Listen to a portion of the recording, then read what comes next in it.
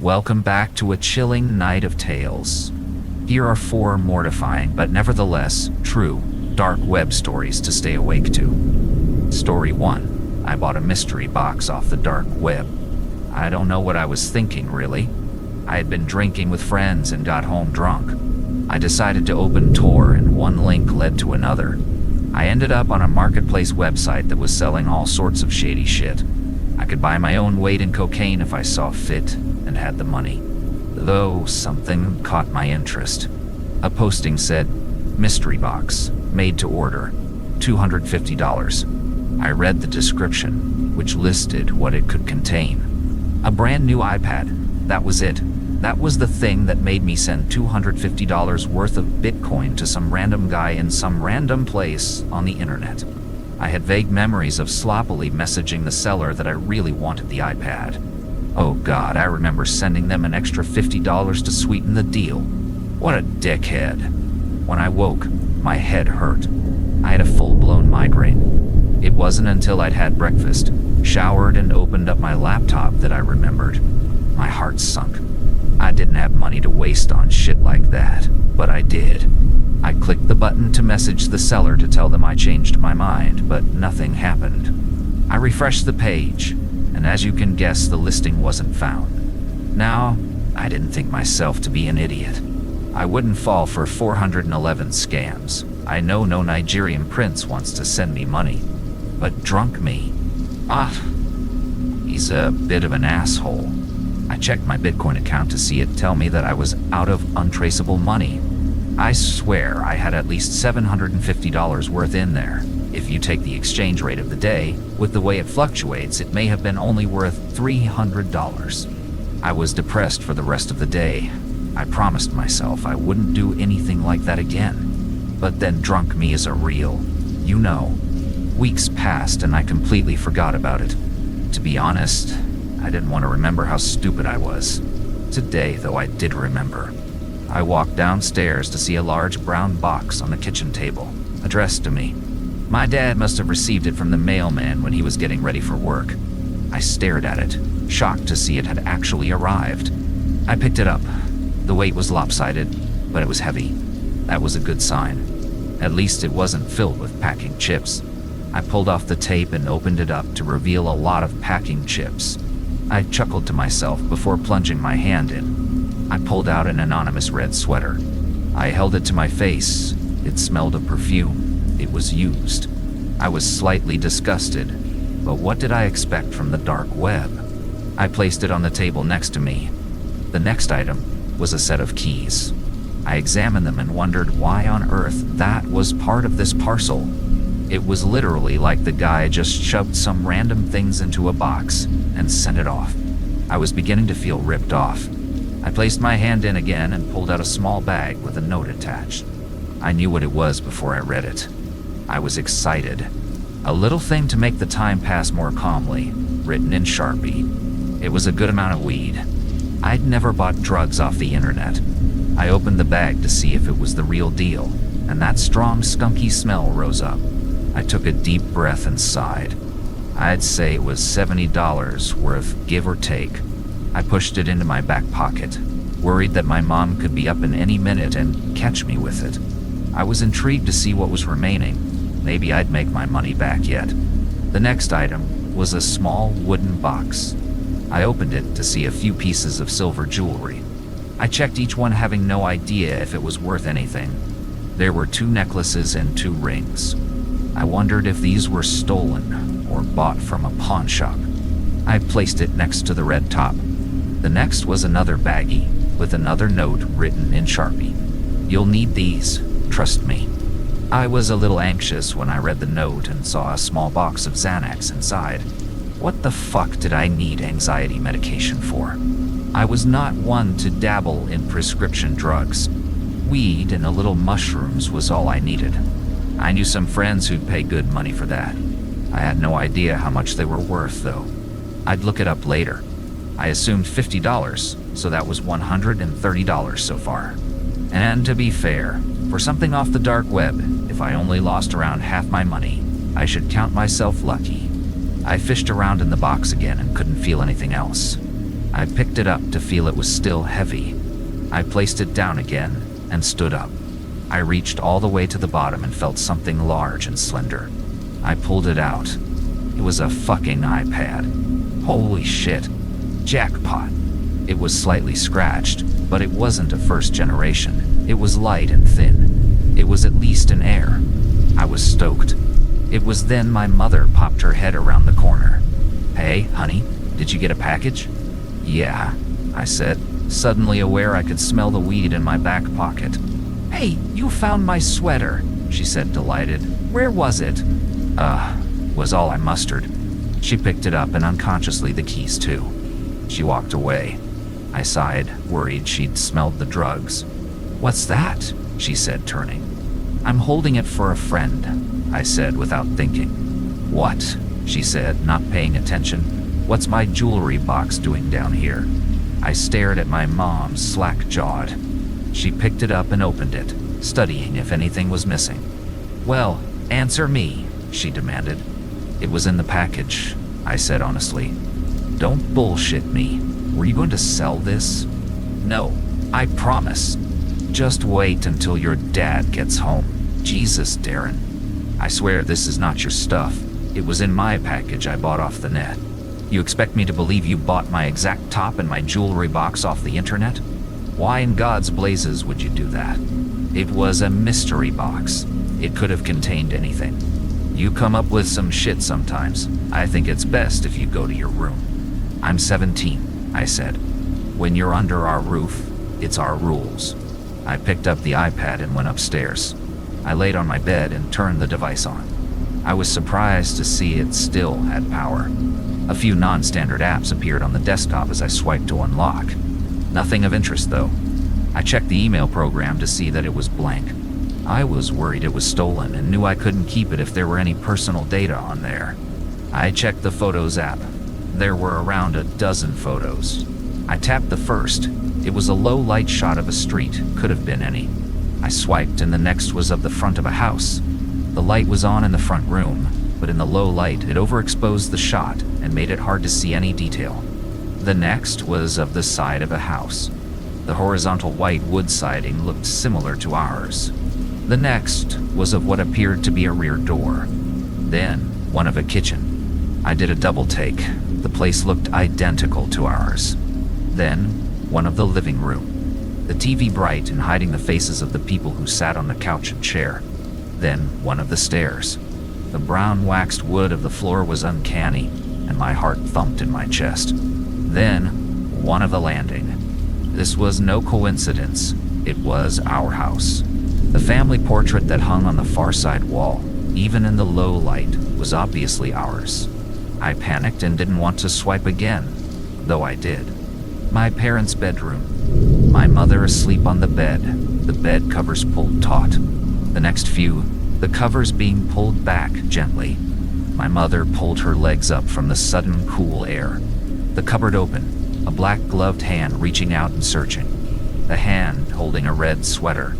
A dark photo with lines of light obscuring the view. Another dark photo, this time the exposure was better, and I see it's from inside the cupboard. My dad was in the room. The next, my dad getting into bed next to my mother. Then one of the bed, my parents sleeping. I swiped again and saw the covers pulled back. Whoever was doing this wanted to be caught. I was sure of it. After that, in the hallway again, the black gloved hand holding the jewelry box outstretched. Only one photo remained, and it was above a bed with someone sleeping below. It was me. My blood ran ice cold.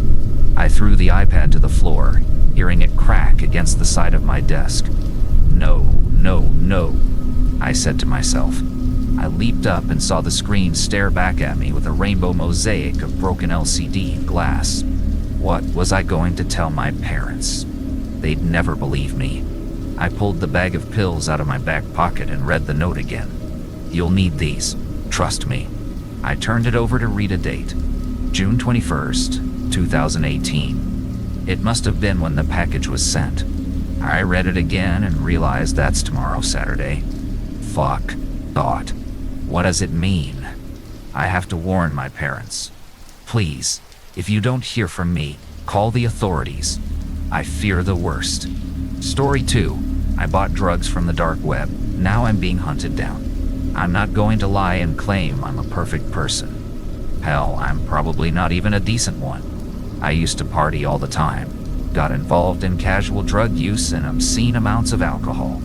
It's not something I'm particularly proud of, but with no family and few friends left to worry about me, I figured why not. I didn't have any plans past high school, so I might as well just enjoy the little time I'd been given on this planet. However, with the illegality surrounding drugs, it means there is some risk getting a hold of it. Usually one has to get involved with sketchy people in strange places. Most of the time, the product is good. After all, the dealers need to keep their customers alive. Still, just getting caught or buying fake stuff was a risk I didn't bother dealing with. Thus, I eventually turned to the dark web. Imagine that, a place online where you can buy the best quality drugs with just a couple of clicks, and they send it directly to your address in a discreet package. It tends to be pretty safe, and people even rate the various pills, full on with forums to describe each individual experience. As time progressed, a few of the onion sites would begin to vanish off the face of the internet. Maybe the dealers quit, or maybe the FBI shut them down. No one really knows.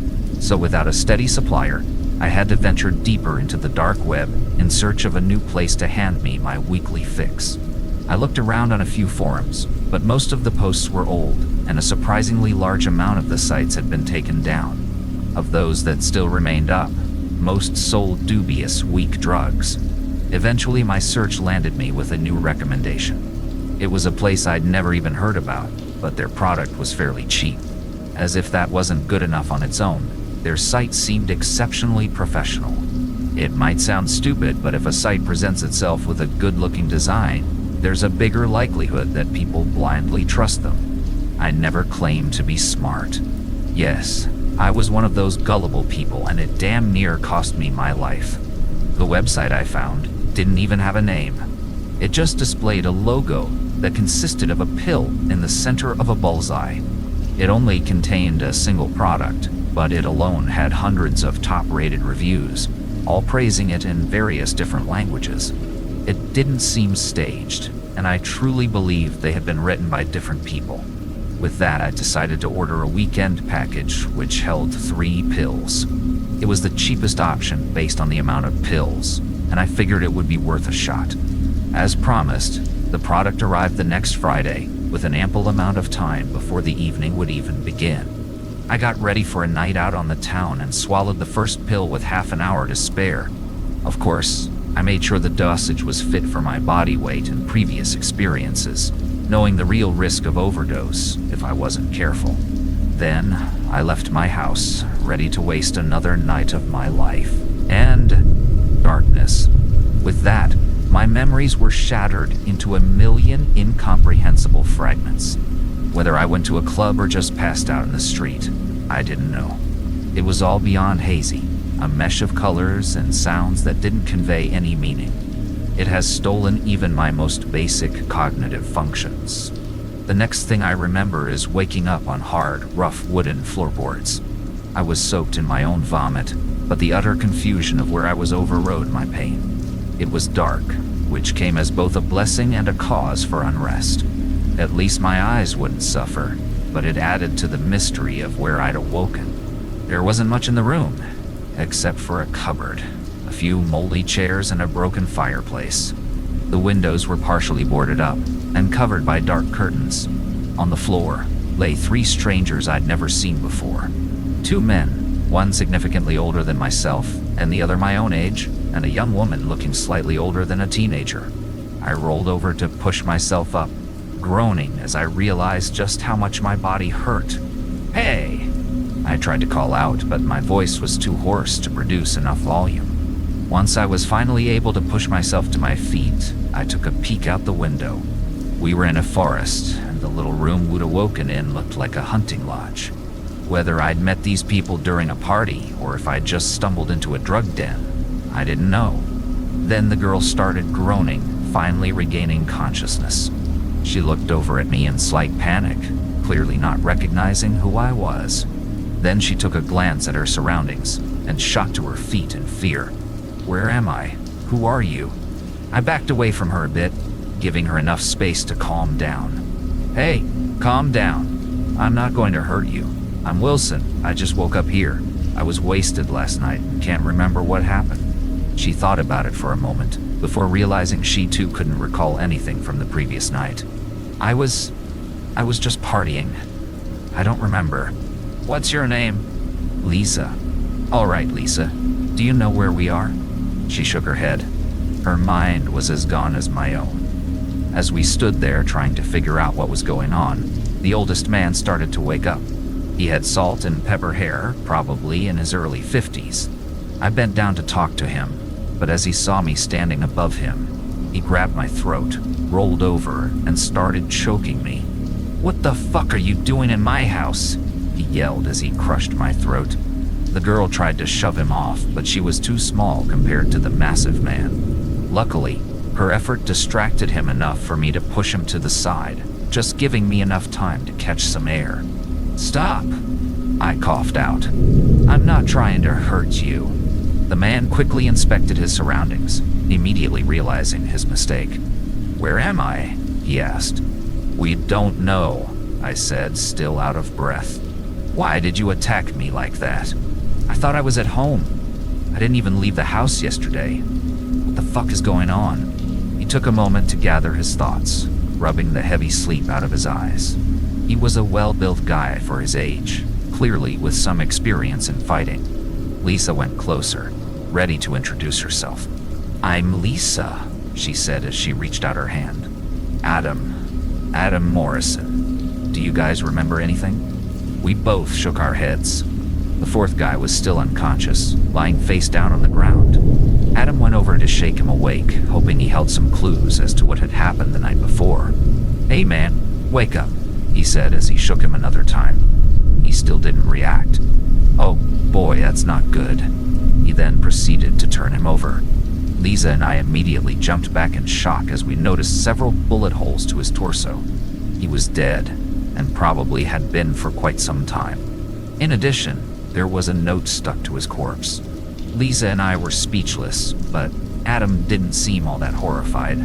He just took the note off the guy and started reading it out aloud. Thank you for your purchase.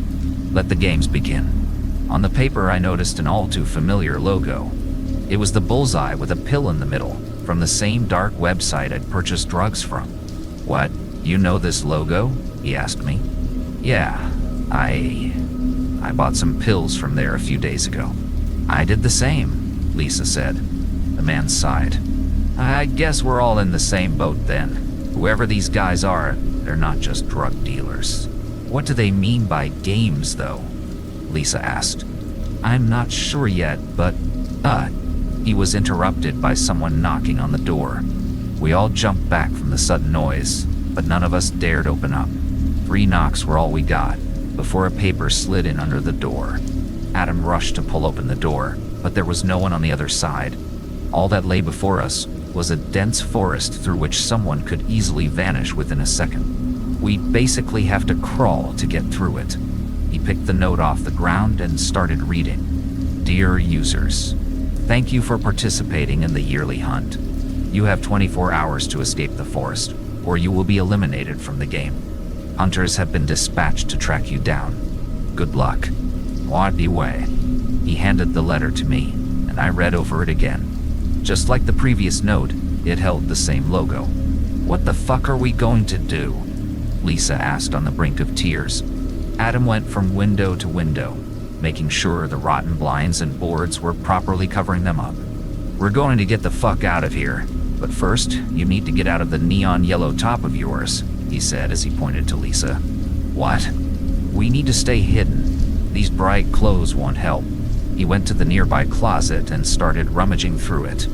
Within seconds, he found some old jackets and shoes that were wet and partially broken down over time. Put these on. My clothes were already fairly dark, as were Adam's. He seemed experienced, which gave me a minor glimmer of hope. Are you sure about this? Beats staying here and getting slaughtered. We didn't need any further convincing. Adam seemed to be the only one with even the faintest idea on what to do. Because of that, we diligently followed him outside, keeping our heads low as we got ready to crawl through the dense forest. It was about midday, and still we couldn't see more than a few feet ahead. Even after a few hours passed, we still didn't see any of the aforementioned hunters. Still, Adam kept telling us to keep quiet, and to only step where he did. Lisa struggled to keep up, as she had replaced her high heels with shoes that were 2 sizes too big for her feet. Suddenly, Adam stopped dead in his tracks, causing us both to bump into him. He'd noticed something on the ground, a tripwire. It was connected to spikes that would have emerged from the ground if triggered, killing whoever unfortunate enough to walk into the trap. Walk into the trap? How the hell did you see that? Don't worry about that. Let's just say I have experience with it. The day went on, and my legs were getting to the point of total collapse. Adam kept looking up at the sky, but the clouds had since fallen away behind a thick layer of dense clouds. Where are we heading? South, I think. I'm not sure. I was exhausted, out of shape, and hungry. Lisa didn't fare much better. She sat down to take a break, which seemed to annoy Adam. No sooner had she stopped moving before we heard a brief whizzing sound, as if a bee had flown by at incredible speed. What was? I tried to ask. Get down! Adam screamed. Another whiz was heard, followed by a hole produced in the tree behind us. Splinters exploded from the hole through the air. Shit, shit, shit. I screamed as I realized someone was shooting at us. Lisa got up to run in panic. Adam called for her to get back down, but it was too late. Several more bullet holes were created in the scenery around her as she ran, none even close to hitting her. It was almost as if they weren't aiming at her. Instead, they just let her keep running. She didn't get far before running into a trapful in the ground. There, she fell about 4 feet onto several spikes sticking up from the ground. I didn't dare look down in the hole, but I heard her hopeless screams. We couldn't help her. Still, I instinctively wanted to get up and check on her, but Adam held me down. You want to die? He asked. Just stay close to me. We need to keep moving. We basically crawled away from the gunshots. But just like with Lisa, none of the bullets even came close to hitting us. It felt more as if they were hurting us in a certain direction, but I wasn't going to stick around and find out if that was truly the case. What about Lisa? I asked. She's dead. Keep moving. We spent minutes crawling before reaching a hill. Once we'd gotten halfway down, the shooting stopped. Adam pulled me to my feet and we kept running downwards. At the end of the slope, we finally found a clearing leading out of the forest. We got out! I almost screamed in victory, but then I noticed something in the tall grass. About a dozen darkly dressed men stood up, each wielding a rifle. They laughed at us as we retreated back into the forest. They didn't even raise their weapons. They just laughed and waved as we kept fleeing. One of them even gestured for us to keep running, and held up 5 fingers to signify how much time we had left. We escaped from the open fields, back into a forest constantly growing in density.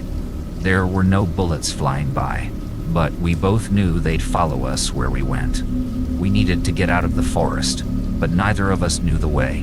Then we saw it, a mountain in the distance, only an hour's walk away.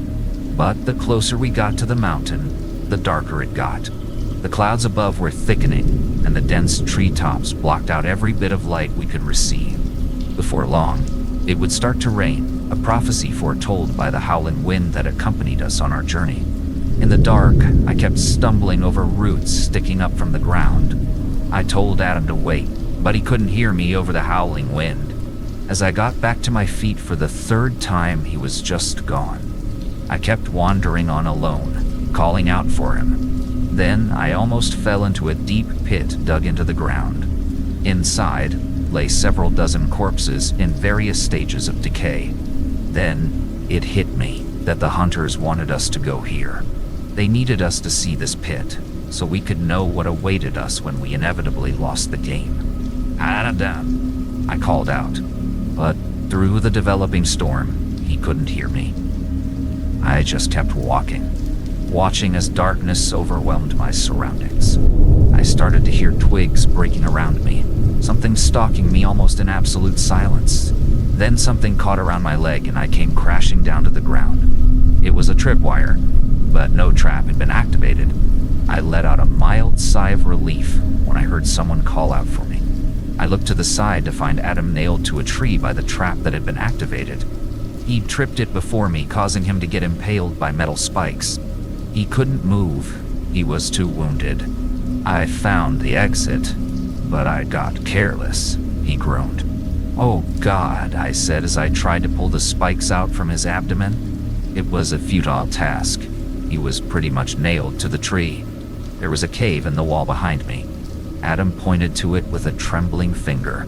"Just go," he let out in merely a whisper.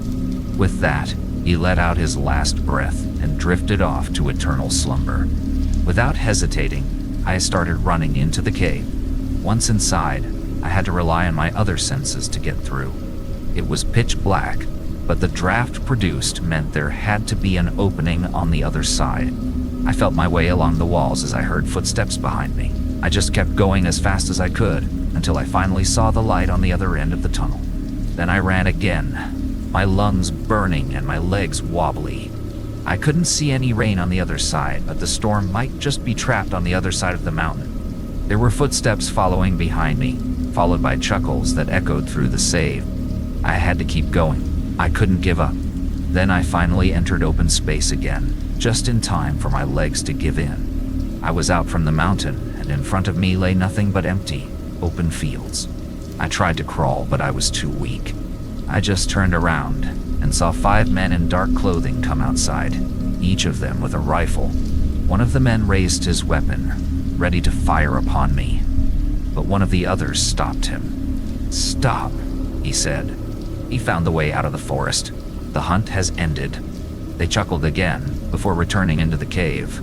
For them, it had just been a game, a hunt that they'd already gone through 100 times before. I was just a random victim that happened to purchase a drug off their website. It took me another 3 days to traverse the massive landscape and find the nearest town, but the hunters had at least let me live. Once home, I called the police, told them everything that I knew. Of course, the website had been removed by then, and I couldn't for the life of me find the forest they'd previously chased me through.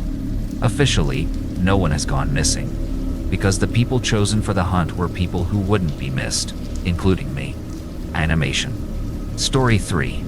I searched my parents' names on the dark web. The videos I found were horrifying. When my friend first introduced me to the dark web, I was amazed at how such an unknown thing could house some of the most illegal things on Earth. Up until today, I had only used it for learning how to code and commit small crimes. But after the horrifying videos I just found, I don't think I'll ever use the dark web again. I first met my best friend Alex when a little bit after I got into high school. My parents had moved us to a new town, and I had no friends. It was lonely at first, but I got used to it. We moved because they were paranoid after many murders occurred in our town. I thought this was weird, moving across the country over that, but I let it go. The reason Alex and I became friends so quickly was because we both had a shared interest in the internet and everything it had to offer. I was a gaming addict and a Tier 3 Pokemon subscriber, while he was more of a coder and developer. 2 years later, we were still best friends. But now we were much older and smarter. Alex had discovered the dark web, and he was obsessed with it. He pretty much spent every hour of the day on it, searching through anything you could imagine. There was nothing wrong with this, but one search he made was the biggest mistake of his entire life. I remember waking up to dozens of text messages from him one morning. This wasn't normal. Alex wasn't a very social person, and it was very hard to get words out of him. I opened my phone to see what he had messaged me. "Dude, Jack, you have to come over right now. This is important. Jack, please wake up. This is urgent. Where are you?" These were only some of the messages, but the rest were very similar, with them all being urgent, and that I needed to go to his house immediately. My parents were both at work still, so I went over to Alex's house. When I arrived, there were 4 cop cars parked in front of his house, and there were dozens of people and news vans standing out front. I made my way through the crowd, and Alex's mother told the police to let me inside. I could see tears rolling down her cheeks as she opened the door. "What's going on, Mrs. Gonzalez?" I asked. "Alex missing," she said as she started crying. My heart sank. How could this happen? He had just texted me earlier that morning. That was when it hit me. What if he was trying to warn me? What if his text messages were related to his disappearance? Still in shock, I walked up to one of the detectives in the kitchen. "Is Alex going to be okay?" I asked. "Of course he is. He's going to be just fine. We're going to find him very soon," one of the detectives responded. Something about that response was off. It was like I knew he was wrong. Deep down, I had this slight feeling that I wasn't going to see him ever again. I remembered the text messages, however, and pulled out my phone to show it to the detective. "He texted me this morning. What if this has something to do with him going missing?" I said swiftly. As he began reading them, his expression quickly changed. It was like it got worse. He told me they needed to keep my phone for now to investigate the text messages, and said they would give it back to me later. I stayed around the house for a while, not just because I missed Alex, but because I wanted to comfort his parents. They cared about me a lot, and it hurt to see them like that. His mother couldn't stop crying. Eventually, however, I went into Alex's room to see if I could find anything that might give a clue about why he went missing. I searched through everything, but I found nothing. But then I noticed something. Alex's computer was on, but his monitor was turned off. I looked for the button to turn it on, and hit it. As the screen lit up, my heart sank. He was on the dark web. Obviously, this was normal, but for some reason he had dozens of different tabs opened. I knew this part wasn't normal, so I closed the door and locked it, and began going through them. At first, it was all pretty usual for him, but then things started to get weird. He had a tab open that was an article about a murder that had happened several years ago. The article said that it was a woman who was found dead in her apartment. Her body was mutilated, cut up, and covered in acid.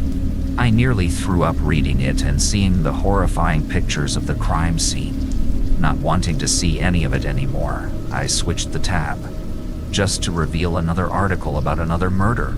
Confused, I quickly went through the rest of the tabs he had opened. And they were all the same thing. They all were about some type of murder or crime. The one that stuck out the most to me, however, was one about a murder that had happened 2 years ago. At first, it seemed pretty normal, but as I read further, I realized what it was. It was about the murder of our neighbor that prompted us to move away. Confusion quickly swept over me. How did Alex know about this? I never told him about it because to me, it wasn't that important. I figured it must have just been a strange coincidence, but then I saw the last search he had made on his computer. It was my last name. Horrified and confused, I quickly stumbled out of his room and back to the living room. "Is everything all right?" Alex's mother said, sniffing away her tears. "Yeah, I just need to go home for dinner," I responded. On the way home, so many questions and thoughts filled my mind. Why was he searching up my last name? Did he think that I had something to do with this? That must have been why he was texting me so frantically that morning. If only I could just explain to him that I didn't do anything wrong. But I couldn't. He was still missing, and I had to find out why. When I got home, I raced to my room and slammed the bedroom door shut and got on my computer. I loaded up my Tor browser and turned my VPN on. I knew what I had to do. I began typing in the letters of my last name, becoming more nervous after every letter. When I finally hit enter, nothing happened. It was just a blank screen. Confused, I refreshed the page, but once again, there was nothing. But why did Alex search this if there was nothing? I thought to myself. There must be something out there. I was getting ready to close the tab, thinking I had ran into a dead end, when suddenly, the page started to load. It took several minutes, but finally, it loaded to reveal hundreds of videos. Immediately, I knew what they were. They were murders, but why did they show up when you searched my last name? I considered just stopping right there and turning back. knowing the horrifying things I would see if I continued on. But I couldn't. I knew this had to be why Alex went missing, so I clicked on the first video. As it started playing, I saw what looked like a woman strapped to a chair in some sort of basement or something. I quickly recognized who it was. It was our neighbor from 2 years ago. I could tell because she had the same heart-shaped tattoo on her neck.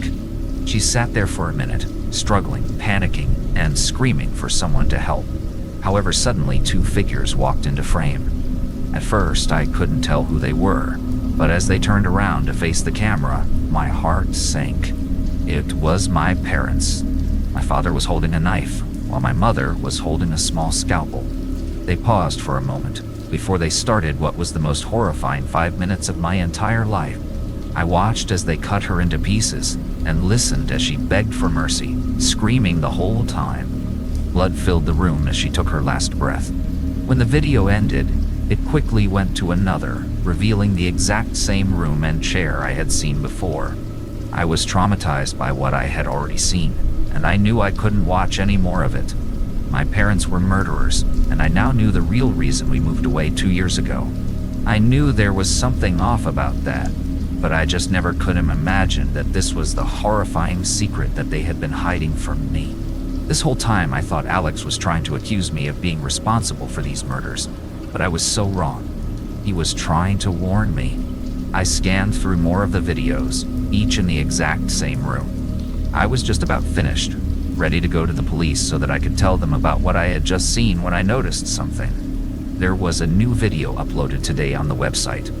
I quickly clicked on it and pressed play to reveal what looked like a man this time, strapped to the chair.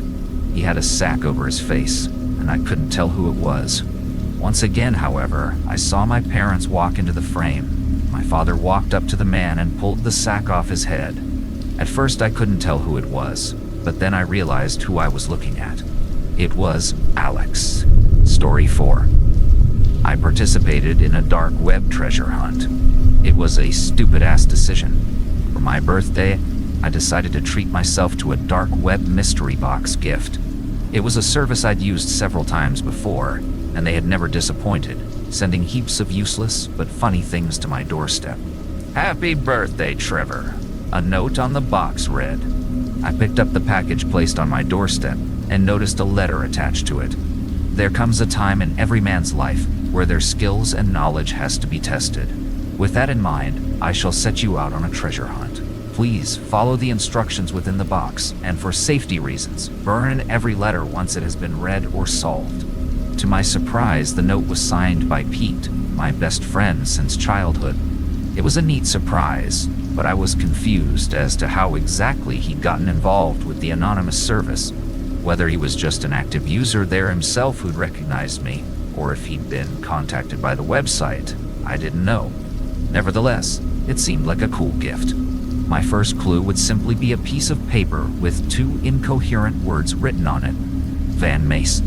Could it be a name? Maybe a location? I sat down with it and contemplated the words in front of me. After just a minute, I realized it was an anagram. The letters just had to be rearranged to form a new meaning. Man Cave was the hidden message. It was a reference to Pete's basement. Rational. A place we'd frequently spent our Saturday nights, playing video games and drinking whiskey. I burned the letter in accordance with the instructions and quickly made my way to the man cave. There, I used my spare key to unlock the door, half expecting a surprise party. Instead, all I found was another clue, an ace of spades and a picture. Both were pinned to a board with an unfamiliar knife. I removed the knife and checked out the clues. The picture itself was of a place we frequently went with friends to smoke and relax. A beautiful field which no one knew about. It was just a short hike outside the city. I made my way there in about an hour. Our usual place was hidden in the shade beneath some trees. Once there, I noticed a shovel sticking out of the ground. On top of lay some fresh dirt. Spade, ace of spades. Very creative, I chuckled to myself. Without hesitation, I picked it up and started digging through the ground. After less than a minute, I hit something solid. Expecting another clue, I bent down and brushed away the dirt. As I put my hand on the cold surface, I immediately retracted it in shock. It was Pete, buried under the dirt, dead from multiple stab wounds to his chest. In shock, I called the police, devastated by the loss of my best friend. While I waited, I sat down and tried to figure out what the hell had happened. That's when I realized that I had burned every note, and that my fingerprints were all over the murder scene. From the strange knife in the basement, to the key and the shovel itself used to bury him, I'd been set up. Animation.